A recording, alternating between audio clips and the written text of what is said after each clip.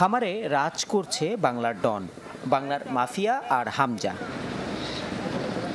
কোরবানির ঈদে বিক্রির জন্য গরু প্রস্তুত করছেন কুষ্টিয়ার আইলচারা গ্রামের খামারি বোরহান উদ্দিন।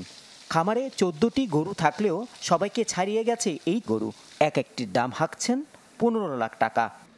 এই বছরে ভাজা গোখাদ্যের দাম অত্যন্ত বেশি, তার কারণ এই বছরে ছালের দাম বেশি, ছোলার দাম বেশি, শাকের দাম বেশি, গমের দাম বেশি, সবটার জিনিসপাতির দাম।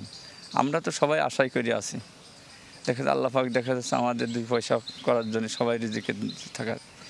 এই গরু আমরা কোনো দিন মেডিসিনের মাধ্যম দিই না। জানান, গরুর খাবারের দাম বৃদ্ধিতে বিপাকে পড়েছেন তারা।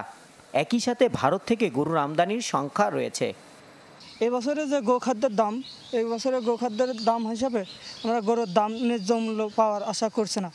আর যদি পাওয়া যায়, ইন্ডিয়ান গরু না ঢুকলে আমরা ন্যায্য মূল্য পাবো। একই এলাকার আরেক খামারি সালমা খাতুন কোরবানির জন্য প্রস্তুত করছেন 7টি গরু। খাবারের দাম বেশি হয় ক্ষোভ ঝাড়লেন তিনিও। আমাদের খামারে 7টা গরু আছে, সেই গরুগুলো আমরা দেখাশোনা করে খাই, বিচেলি দিয়ে ছাল গুঁড়ো দিয়ে মাখিয়ে খাই।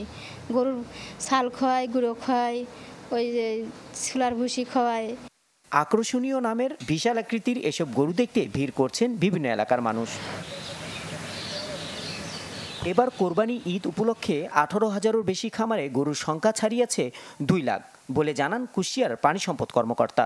খামারিরা সম্পূর্ণ দেশীয় প্রযুক্তিতে দেশীয় খাবার খেয়ে গরুগুলো প্রতিপালন করেছে এবং আমার মনে হয় যে কুষ্টিয়ার যে খামারের সুনাম রয়েছে দেশের বিভিন্ন জায়গাতে, আমাদের এই এলাকার ম্যাক্সিমাম গরু দেশীয় এবং দেশীয় পদ্ধতিতে প্রতিপালন করা হয়। এই জন্যে কুষ্টিয়ার গবাদি পশুর চাহিদা রয়েছে কুরবানির সময় এবং সারা বছরই রয়েছে, কুরবানির সময় বেশি থাকে।